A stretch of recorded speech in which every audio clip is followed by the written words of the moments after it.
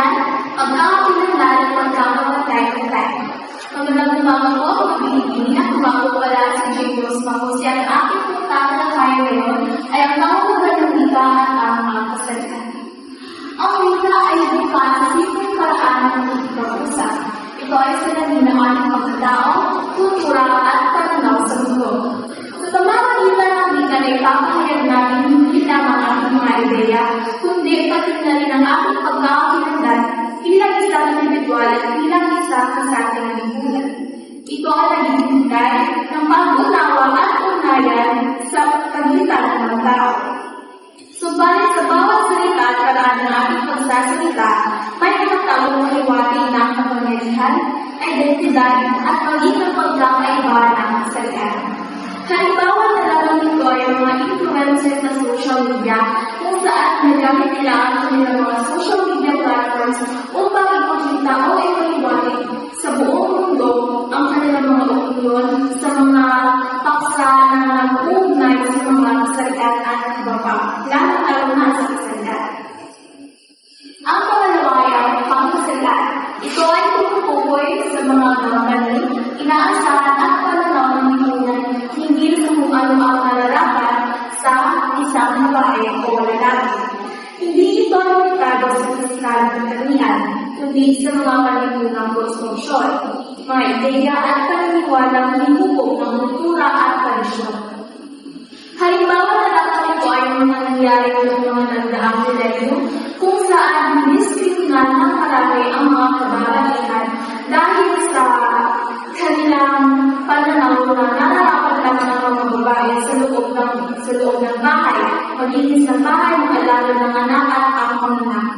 At isang halimbawa nito ay ang mga kasapi ng LGBT+ community noong mga nagdaang milenyo kung saan natakot sila ipakita o ipaliwanag sa mga tao sa kanilang mga paligid kung ano ang kanilang sarian kung saan komportable sila sa kadahilan naman natatakot sila mahusgahan o malait sa mga taong nakapaligid sa kanila. Dahil dito ay naging mahalagang sabihin kung paano ginagamit ang wika upang ipakita, hamunin o pagbuhin ang mga konseptong ito ng kasalitan. Sa pamamagitan ng pagsusuri sa wika, makikita natin kung paano ang lipunan ay patuloy na tumutubo sa ating pagkakakilanlan at kung paano ang wika ay ang maaaring daan tungo sa pagkakapantay-pantay at pag-unan. Halimbawa nito ay ang mga nangyari sa mga rallies kung saan nag-rally ang mga gender equality advocates sa harap ng mga government buildings upang ilahad sa mga ito ang mga kapangyarihan o ang mga karapatan na maging equal ang lahat.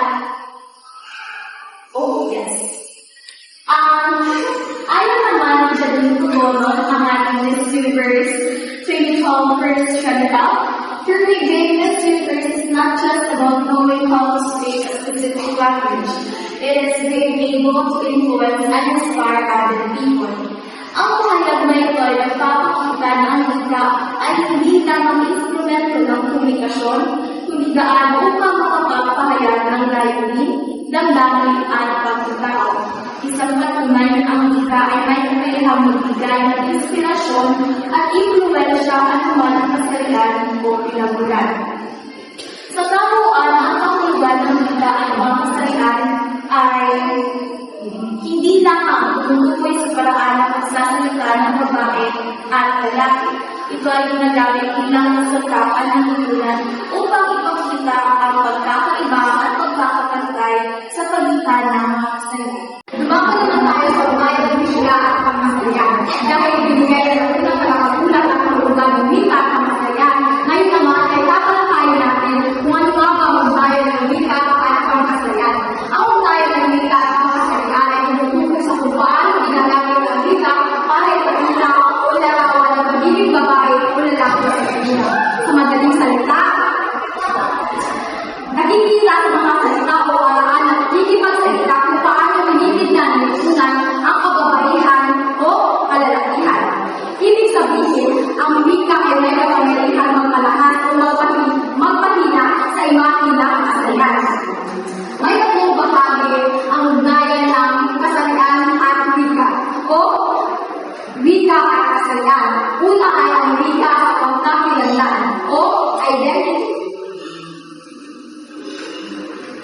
Paano nakikilala ang babae, lalaki, o iba pang kasarian sa mga magitan ng wika? Una, kapag may salitang pagkakasarian tulad ng binata, dalaga, senyora, at ginoo, nakikilala natin kung babae o lalaki ang tinutukoy sa salita. May ilang salita rin ang nagbibigay ng imahe sa isang kasarian, tulad ng mahingin ang mga kababaihan, makisig at agresibo naman ang mga kalalihan. Ano mga bagay meron dito sa mga estudyante?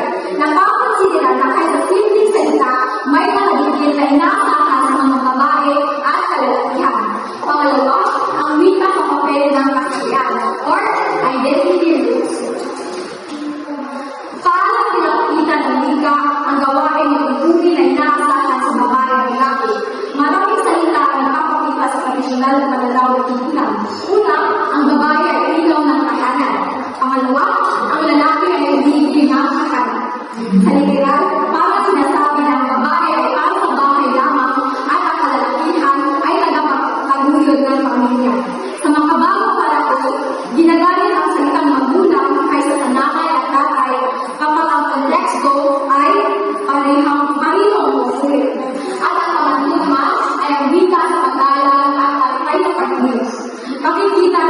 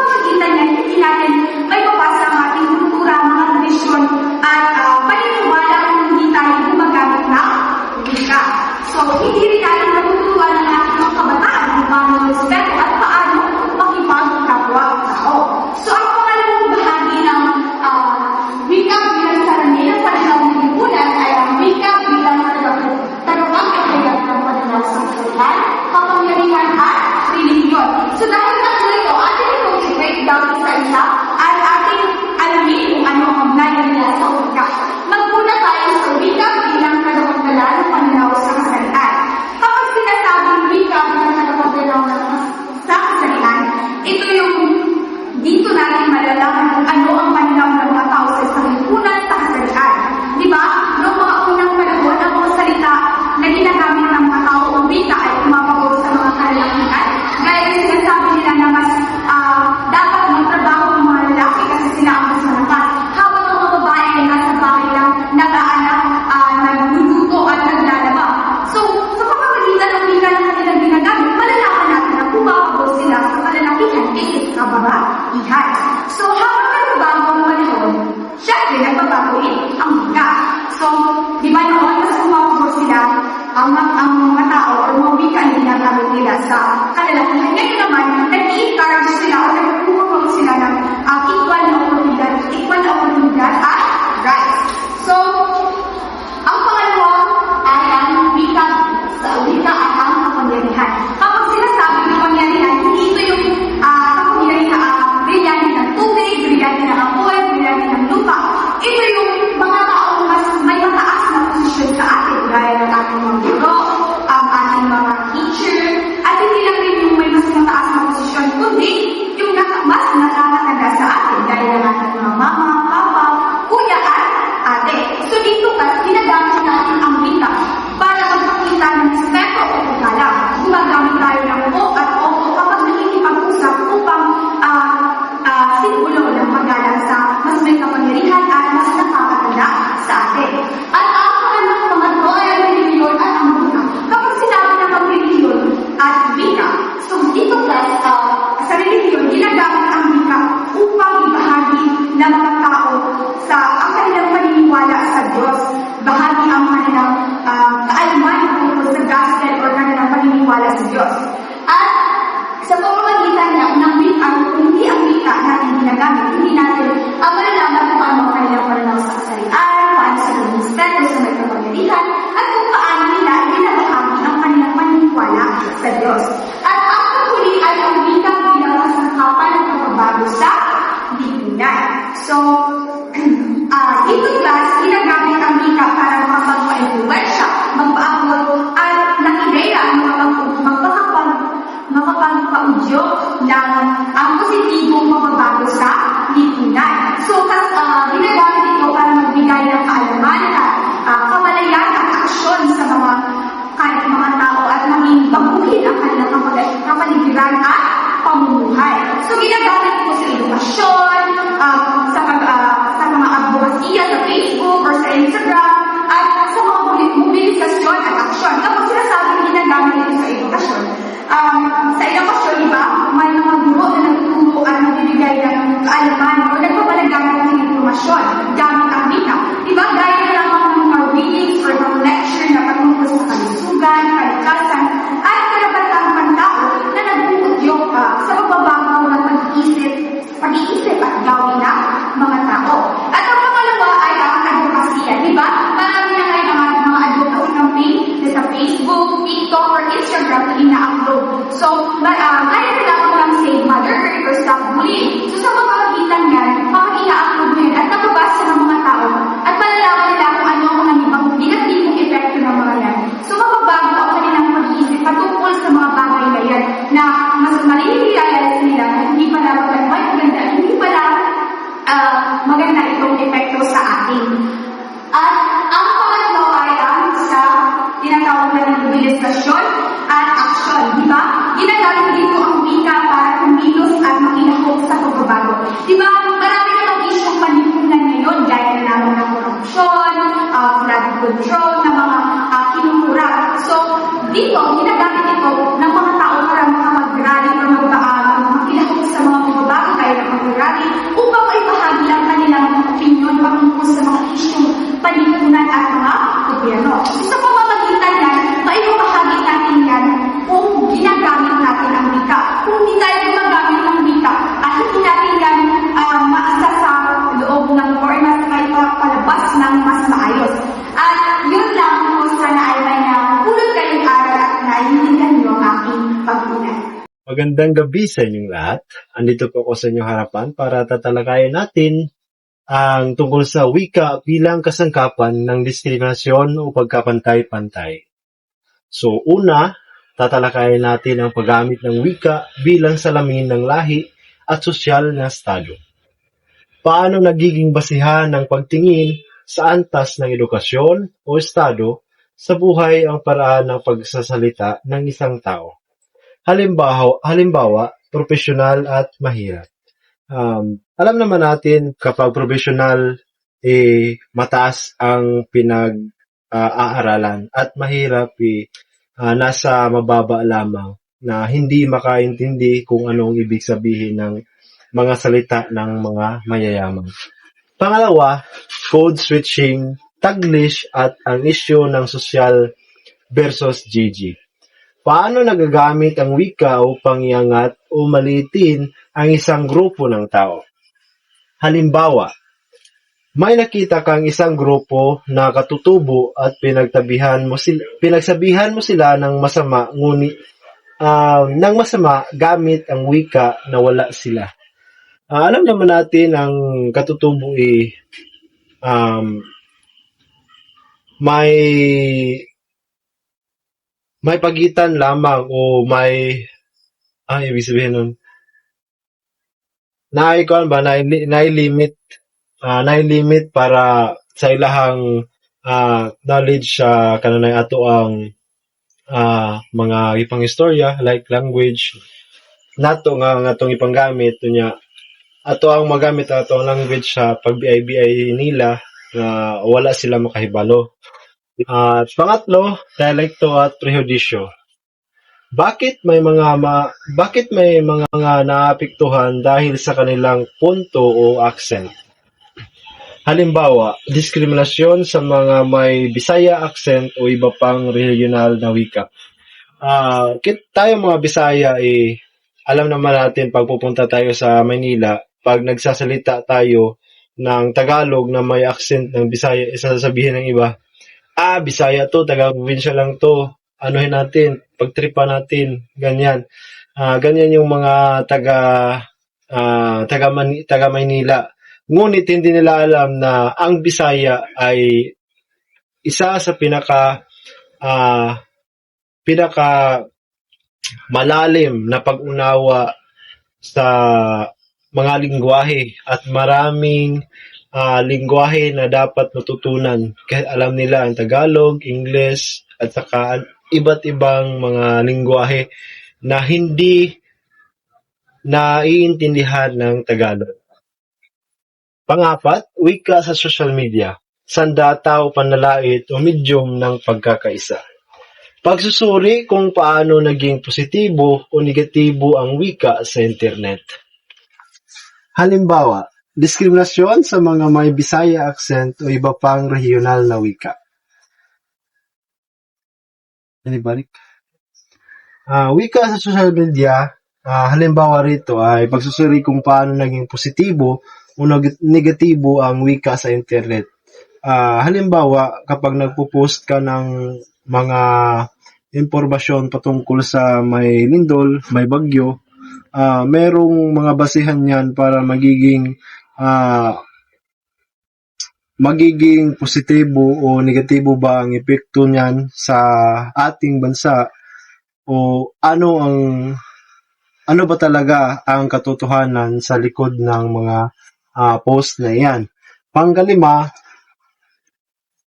pagpapalit wika sa paralan at lipunan.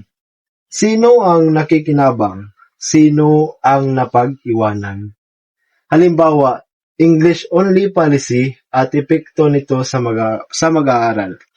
Alam naman natin na hindi lahat ng mag-aaral ay marunong magsalita ng English, marunong magsalita ng Tagalog.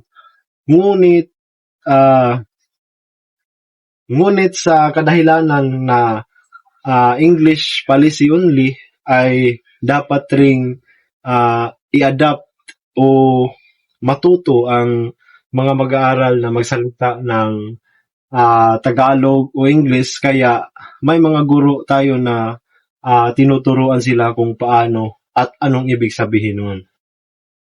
Pang-anim, LGBTQ+ language o Biki-Speak bilang ekspresyon ng pagkapantay-pantay at identidad.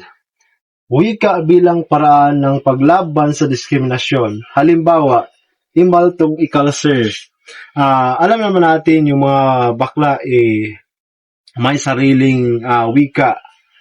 Ibig sabihin nito, imal tong ikal sir, lami tong lucky sir. Diba? Naiiba yung tono, saka naiiba rin yung spelling, pero isa-isa ang ibig sabihin nun.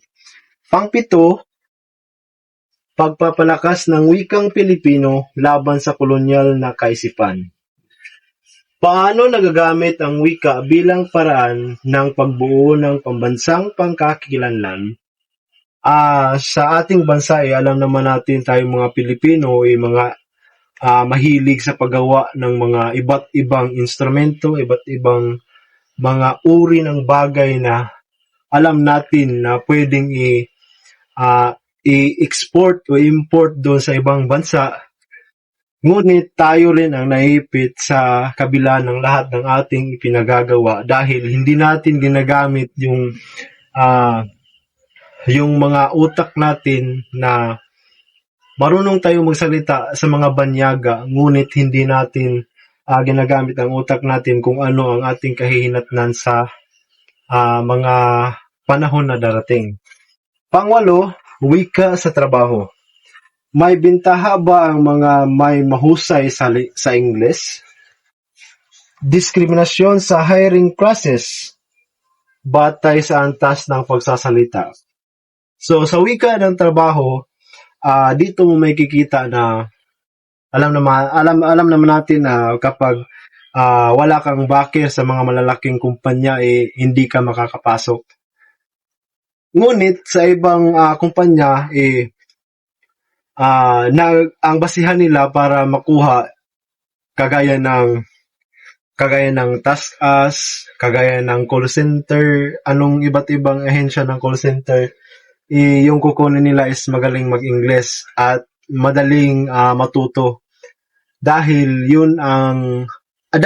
iba ang kanilang mga kliyente, hindi Pilipino kundi mga banyaga. At may bentaha rin na nakakapagsalita ka ng mga iba't ibang lingwahe para flexible ka sa lahat at alam mo yung mga dapat na gawin kung ano ang iyong pinag-a-apply na trabaho sa hinahanap. At yun lang po, maraming salamat. Dumako na tayo sa makatulungang paggamit ng wika o gender fair language. Ito ay ang paggamit ng wika na walang diskriminasyon o pagpiling batay sa kasarihan. Ito rin ay paraan ng komunikasyon ng batas, inklusibo at magbibigay dignidad sa bawat isa. Di ba kapag wala ito, paano naman ang mabibilang sa LGBTQ plus community? Matatawag natin na wala tayong respeto sa kanila, di ba? So, napakahalaga talaga na may gender fair language para patas ang bawat kasarihan. Dumako na tayo sa layunin ng makatalungang paggamit ng wika. Una, iwasan ang sisisan o pagpiling sa isang kasarihan. Diba, sa profesyon o trabaho, diba wala tayong makikita na salesman or saleswoman, diba? Diba ka ng hiring, may appropriate salesman or saleswoman nilang ipagika. Diba, sa pagkakaroon, nabigamit na sales staff o sales representative para pantay ang bawat kasarihan. Pagdi ma-exclude ang mga LGBTQ plus community.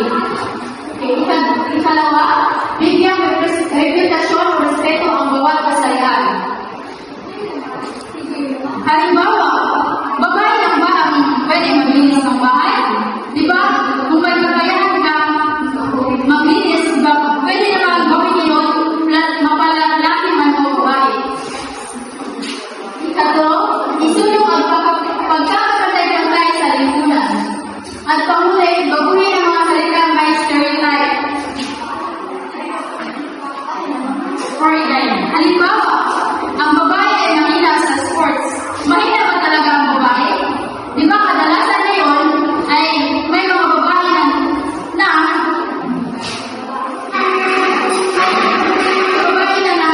may kakayahan sa sports.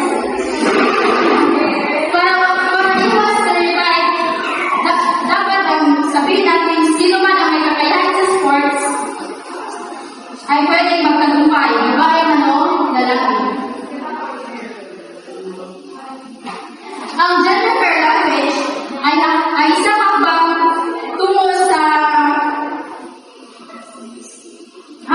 bawat tao, babae man o lalaki para pantay at respeto ang bawat kasarian. Yun ang focus namin. So ngayon, dumako naman tayo sa kahalagahan at pagsusuri sa wika at kasarian. So ano ba ang ibig sabihin? So sinasabi dito na ang wika ay hindi lang gamit pang usap kundi sa lamin ng kultura at pananagunan.